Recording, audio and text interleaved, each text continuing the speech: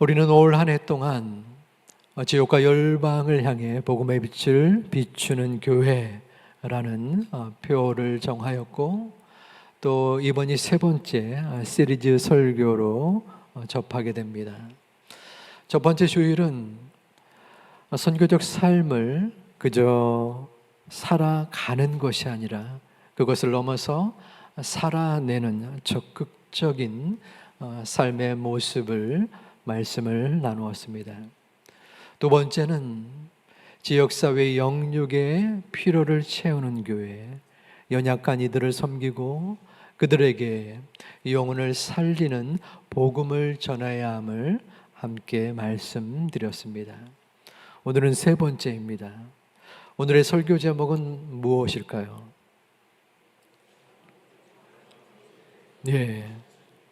우리 세 번째 지역 복음에 대한 설교 제목을 함께 봉독하겠습니다. 열방선교회 표정과 실천이 있는 교회. 아멘. 예수님께서 첫 번째 공생의 기간 동안 행했던 이적은 물을 포도주로 바꾸는 것이었습니다. 가나의 혼인잔치에서 있었던 일이죠. 그리고 그 후에 예루살렘 성전에 올라갔는데 유월절을 지키기 위함이었습니다. 유월절은 유대인의 3대 큰 절기 중에 하나였습니다. 모세가 애굽에서 이스라엘 백성들을 탈출시키고자 했습니다. 해방을 이끌었던 것이죠. 애굽 왕은 그 요청을 들어주지 않았습니다. 9번이나 재앙을 당하면서도 말입니다. 그래서 결국 하나님께서는 애굽의 장자들을 죽음으로 몰아가는 10번째 재앙을 내렸습니다. 하지만 이스라엘 백성들은 문설주에 어린 양의 피를 바름으로 그 재앙을 비껴갔습니다. 이를 기념하고자 마치 우리나라 8.15 광복절처럼 기념일로 정하는 것이 유월절인 것입니다. 유월절이 되면 이스라엘 각처에서 예루살렘으로 모여 예루살렘 성전에서 제사를 드리게 됩니다. 예수님 또한 이 유월절을 함께 지키고자 한 것입니다. 하지만 그 예수님의 눈앞에 보여지는 혼란스러운 광경이 생겨났습니다. 그것은 본문 14절에 소와 양과 비둘기 파는 사람들, 장사꾼이 성전 안에 있었던 것입니다. 그리고 돈 바꾸는 사람들, 환전상들도 그 성전에 가득 채워져 있었습니다. 거기는 이유가 있었습니다. 장사꾼들은 제사를 드릴 제물을 파는 사람들이었습니다. 당시에 제사를 드리기 위해서는 당연히 제물이 있어야 하는데 그 제물의 전제 조건이 있었습니다. 그것은 그 가축에 흠이 없어야 했습니다. 그리고 그 판결을 제사장들이 했습니다. 그런데 여기에 제사장들의 탐욕이 개입됐습니다. 제사장들과 그 장사꾼들과 결탁이 되어서 외부에서 멀리서 가져온 가축들은 일부러 흠이 없는데도 흠을 잡았습니다. 불합격 처리를 한 것이죠. 반대로 성전에서 파는 제물들은, 가축들은 무조건적으로 합격을 시킨 것입니다. 당연히 사람들은 그 성전에서 파는 가축을 살 수밖에 없었죠. 환전상들도 마찬가지였습니다. 당시에는 성전세를 내야만 했습니다. 20세 이상의 남자들은 무조건 반세겔의 성전세를 내야 했는데, 이것은 성인 남자가 하루의 품삯 중에서 이틀치의 내용 또 분량이었습니다. 그런데 문제는 또 이 성전세를 로마 화폐 화폐로 낼 수 없었고 성전 안에서 통용되는 성전 화폐로만 받았습니다. 그러니까 또 역시 당연히 이 환전을 할 수밖에 없었던 것이죠. 그런데 이 환전 수수료가 12.5%나 되는 골이었습니다. 높았어요. 그러므로 이 환전상들의 또 착취가 이 가운데 있었던 것입니다. 이처럼 예수님께서 성전에 들어오자 그 같은 모습을 보시고 제사에 필요한 제물을 파는 것 그리고 돈을 바꾸는 것 그 외형적인 모습보다 그 이면에 담겨진 성전을 어지럽히는 광경 가운데 예수님께서 분노하신 것입니다. 예수님은 채찍을 들어서 그 가축을 몰아내시고 그 환전상의 상을 엎어버리십니다. 그리고 16절에 아버지의 집으로 장사하는 집을 만들지 말라 꾸짖습니다. 오늘 이 본문에서의 사건은 예수님께서 공생의 기간 동안에 가장 큰 분노를 일으킨 모습입니다. 그런데 이 예수님의 분노에는 또 다른 이유가 담겨져 있습니다. 같은 기사를 표현한 마가복음 11장 10절에서는 만민이 기도하는 집이라는 표현을 씁니다. 여기서 중요한 단어는 만민입니다. 만민은 모든 민족, 열방을 뜻합니다. 즉, 이 성전이 유대인들만 있는 것이 아니라 바로 이방인들에게도 해당이 되는 요소라는 것입니다.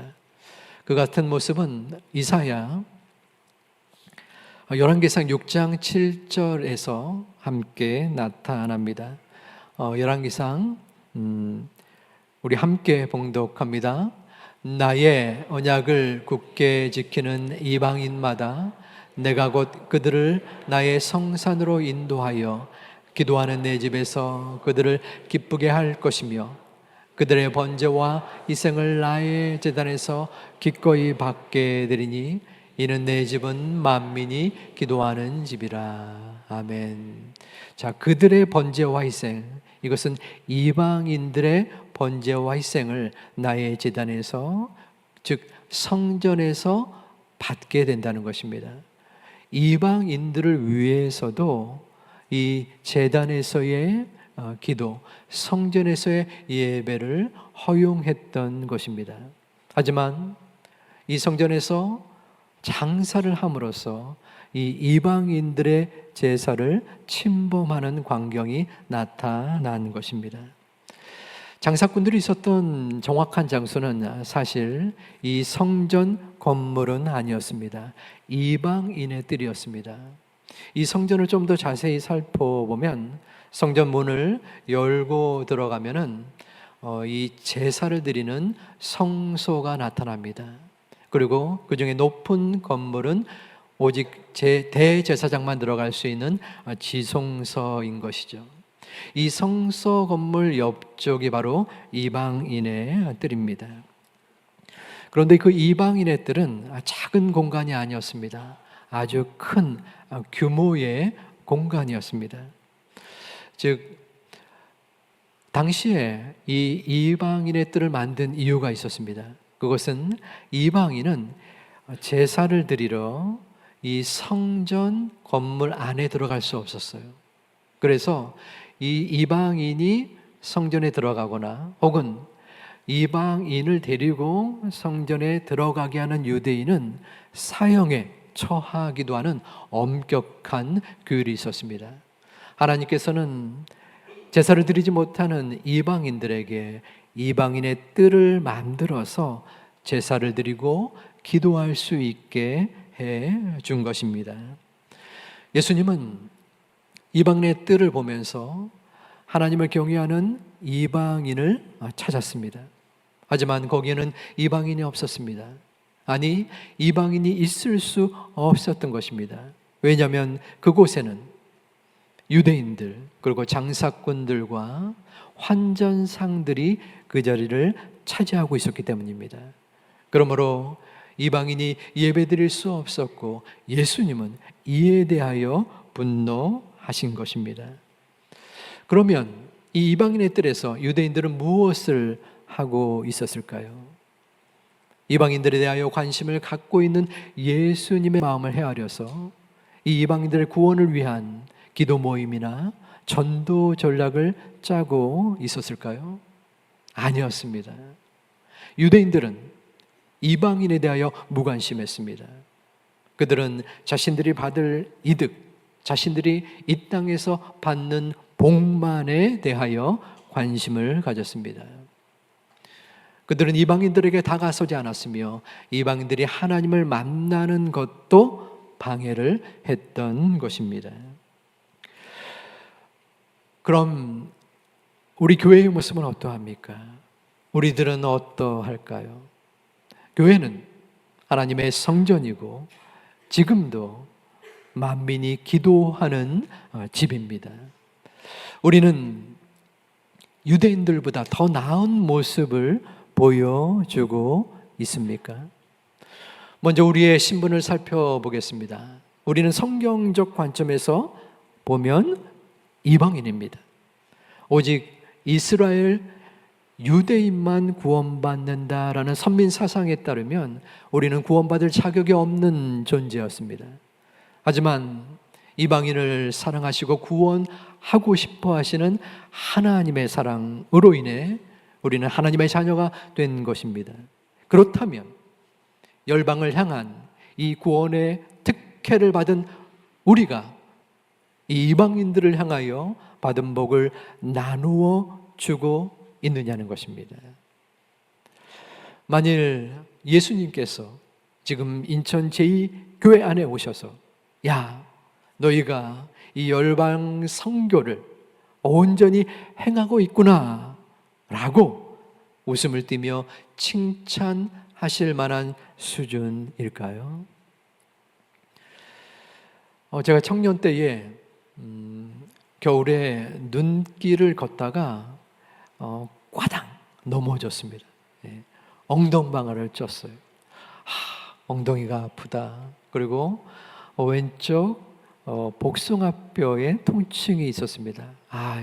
꽝 부딪혀서 그런가 보다 하면서 통증을 참고 이렇게 지냈습니다. 하룻밤 자면 낫겠지. 그런데 웬걸요? 밤이 깊어질수록 더 아픈 것이에요. 아침에 일어나서 병원에를 갔습니다. 그런데 생각지 않게 복숭아뼈에 금이 갔다는 거예요. 어떡하겠습니까? 처음으로 이 왼쪽 발목에 깁스를 했습니다. 그 당시에 제가 서울로 교회를 다녔기 때문에 서울로 교회를 나갈 수 없었고 집 근처에 교회를 출석을 하려고 했습니다. 저쪽 용현동에 용현시장이 있는데 그 시장 안에 교회가 하나 있었어요. 교회를 갔는데 본당이 2층이었습니다. 그래서 그때 제가 목발을 집었습니다. 얼마나 불편했겠습니까?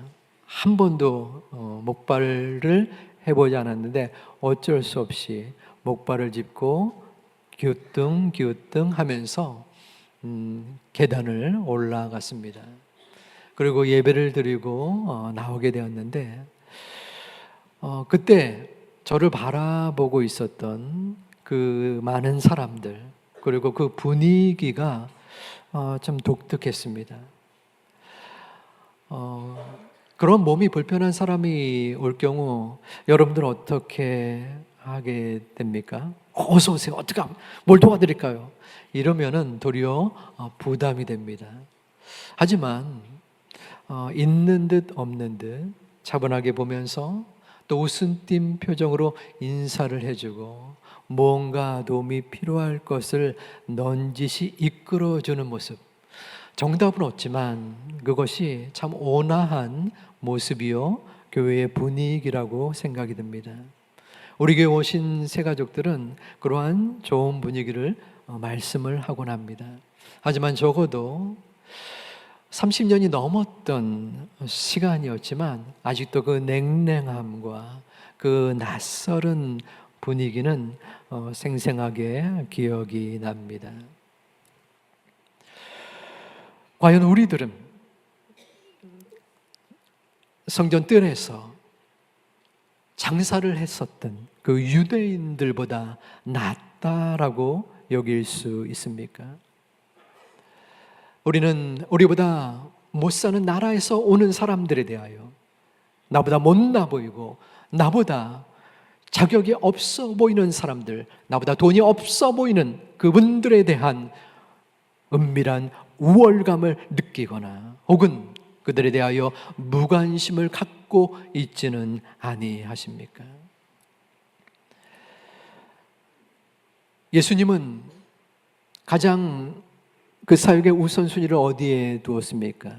그것은 열방을 향한 복음 전파입니다. 우리 사도행전 1장 8절 말씀을 우리 함께 봉독하겠습니다. 오직 성령이 너희에게 임하시면 너희가 권능을 받고 예루살렘과 온 유대와 사마리아와 땅 끝까지 이르러 내 증인이 되리라 하시니라. 아멘. 예수님은 복음 전도에 대해 사명을 주시면서 너희가 예루살렘 유대인뿐 아니라 유대인이 멸시하는 사마리아인 그리고 이방인들에 해당되는 로마와 서남 아시아를 넘어서 땅 끝까지 복음을 전해야 된다라고 명하고 계십니다. 여기서 땅 끝까지라는 것은 문자적으로 지구상으로 갈 수 있는 최고의 끝까지라고도 할 수 있으나 우리가 접근하기 힘든 문화적으로 선교를 이루기 힘든 곳까지 포함할 수 있습니다. 예수님은 우리에게 분명하게 말씀하십니다. 너희가 세상 끝날까지 땅 끝까지 이르러 내 증인이 되어야 한다. 이 말씀에 예수님, 제가 부족하지만 우리 교회가 연약하지만 온 마음을 다하여 또한 우리의 비전을 뿜고 그래도 최선의 노력을 다하였습니다. 노력하겠습니다. 앞으로도 함께 하시고 인도하여 주시옵소서. 주님 앞에 자신 있게 말할 수 있는 우리의 신앙 공동체가 되기를 주님의 이름으로 축원합니다. 예수님은 제자들에게 물음을 들었습니다. 예수님, 하나님의 나라가 회복될 때 예수님의 재림하실 때가 그 언제입니까? 예수님은 사도행전 1장 7절에서 이같이 답하셨습니다. 이르시되 때와 시기는 아버지께서 자기의 권한에 두셨으니 너희가 알 바 아니요. 그리고 나서 1장 8절에 오직 성령이 너희에게 임하시면, 주님이 재림하실 때는 너희 알 바가 아니다. 오직 하나님께 달려있다라고 하신 것입니다. 하지만 마태복음 24장 14절에서는 그 예수님의 재림의 때를 분명하게 말씀하시고 있습니다. 그때가 언제일까요? 이 천국 복음이 모든 민족에게 증언이 될 때, 그 세상에 전파될 때 그제야 끝이 오리라. 천국 복음이 이 세상 끝날까지, 이 세상 끝까지 전파되면은 그때 그제야 예수님께서 재림을 하신다는 것입니다. 예수님께서 처음 이 땅에 오실 때 복음이 선포되었습니다. 그때를 예수님의 초림이라고 합니다. 그리고 예수님이 다시 이 땅에 오실 때 그때는 재림입니다. 지금 우리는 중간기에 살고 있습니다. 이 중간기에 어떠한 우리의 삶의 목적이 있을까요? 그것은 우리 크리스천들이 땅 끝까지 이르러 예수님의 증인이 되고 또한 복의 근원이 되어서 열방에게 복음을 전해야 하는 것입니다. 이것은 우리에게 주신 믿는 이들의 의무요 책임입니다. 예수 그리스도의 재림을 우리가 앞당길 수 있다는 것입니다. 예수님은 부활하셔 승천하신 후 지금 2000년이 지났습니다. 그런데 아직까지 예수님의 재림이 오지 아니하였습니다. 지금까지 9,900 민족에게 복음이 전파되었고, 그리고 미전도 종족이 7,100개로 나타나 있습니다. 다시 말해 7,100 미전도 종족에게 복음이 전파될 때에, 그때에 바로 예수님께서 다시 재림하신다는 것입니다. 그런데 왜 하나님께서는 직접적으로 복음이 전파되게 만드시고 바로 그 하나님의 나라가 회복되는 때를 이루지 아니하셨을까요? 혹시라도 하나님께서 능력이 없으셔서 허울 좋은 빌미를 만들어서 우리 인간에게 넘기신 것은 아닐까요? 그렇지는 않습니다. 예수님께서는 이 위대한 과업을 우리들에게, 교회들에게 맡기신 것입니다. 우리들이 세상 끝까지 복음을 증거할 때, 그래서 주님이 그 복음의 증거됨을 바라보시고 영광 중에 그분의 나라를 세우실 것입니다. 우리의 마음과 생각과 상관없이 복음이 전파되어진다면 그 주님이 이 땅에 오실 것이고, 우리는 그날을 기쁨으로 맞이하여 볼 것입니다. 그것이 바로 우리가 맡겨진, 우리에게 주어진 복음 사역의 사명인 것입니다. 우리가 나의 힘과 능력으로 이루는 것이 아니라 하나님께서 우리에게 주신 책무입니다. 바로 우리의 힘으로 복음 전파, 주님의 재림이 이루어질 수 있다는 것입니다. 이 복음의 사명 끝까지 감당할 수 있는 우리 모두가 되어지기를 주님의 이름으로 축원드립니다. 중요한 것이 있습니다. 그것은 예수님의 재림을 사모하는 마음입니다.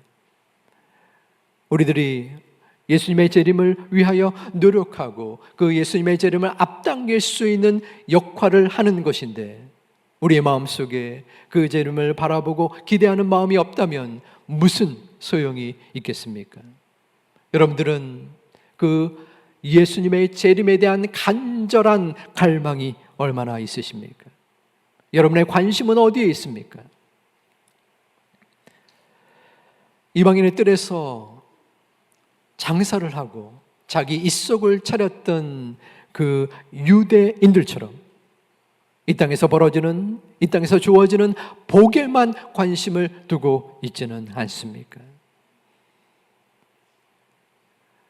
열방 선교의 많고 적음을 떠나서 선교는 좋은 것이니까 하면 좋고, 안 해도 그만인 것, 나에게 중요하고 소중한 것은 우리 가족이 하나님의 도우심을 받아 편안하게 사는 것이다 라는 것에만 중점을 두고 있지는 않습니까?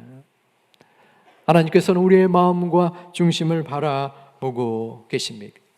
물론 우리가 사는 이 세상에서 좀 더 안정되고 편안한 삶을 추구하는 것은 지극히 자연스럽고 당연한 일일 것입니다.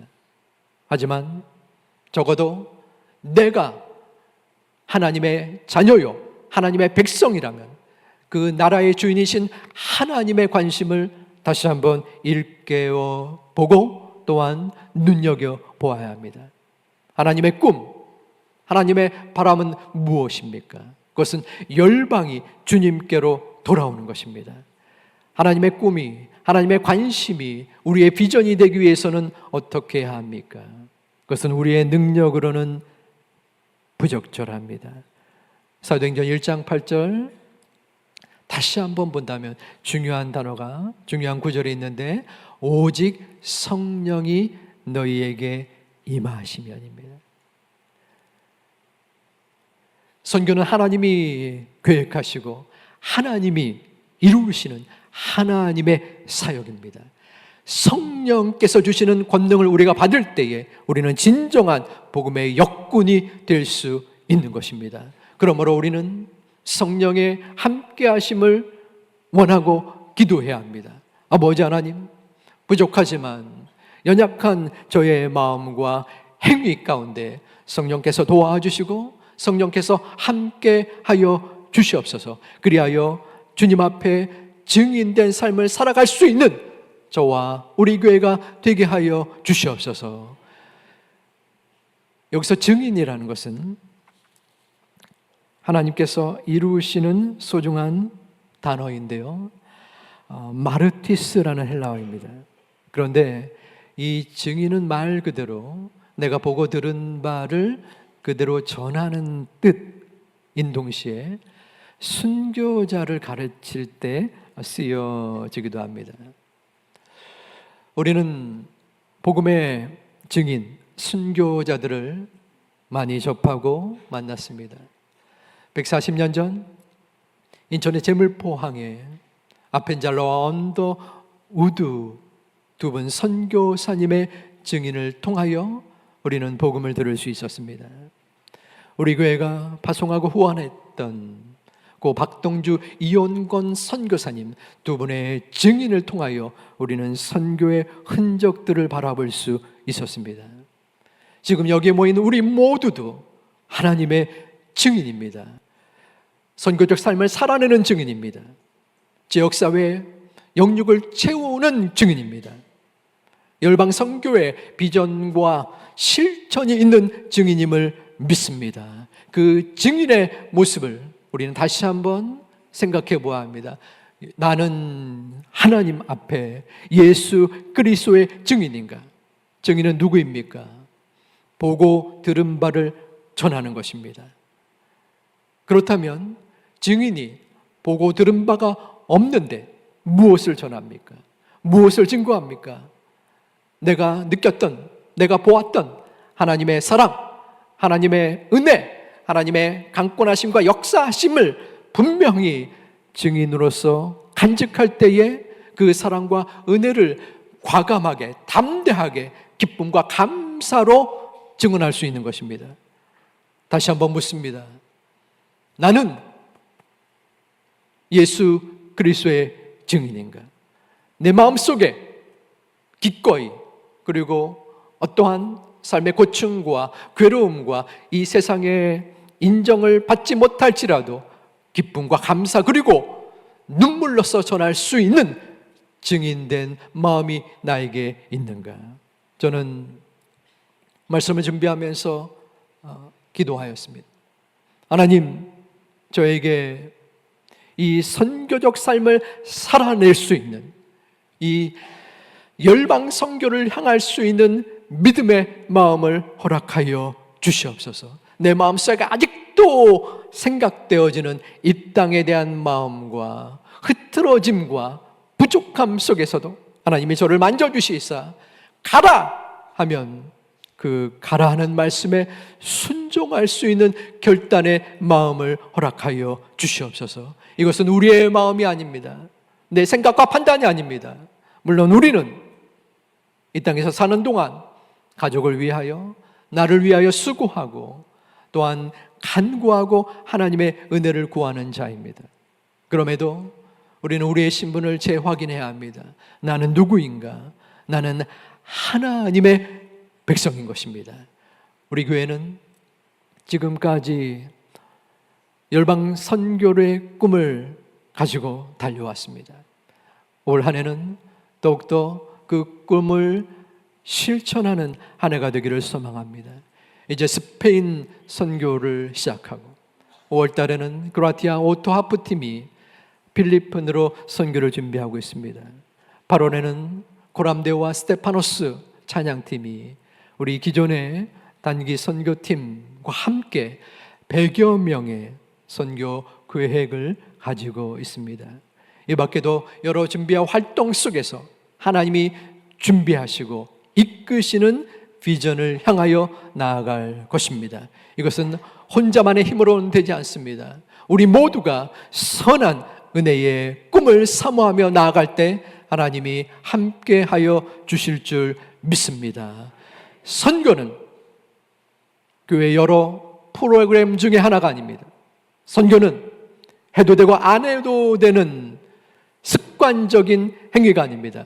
선교는 오직 하나님께서 본질로서 교회가 해야만 하고, 그것을 미루거나 그것을 실행하지 못한다면 하나님께서 주신 은혜의 복이 벗어날 수도 있는 엄청난 우리의 경고이기도 합니다. 소중한 우리 제2가족 여러분, 다시 한번 올 한 해에 우리의 신앙의 목표를 생각하며 교회가 하나님 나라 건설을 위하여 복음의 수고와 노력을 다하다는 마음속의 생각을 품고 기쁨으로 나아갈 수 있는 우리 모두가 되어지기를 주님의 이름으로 축원합니다.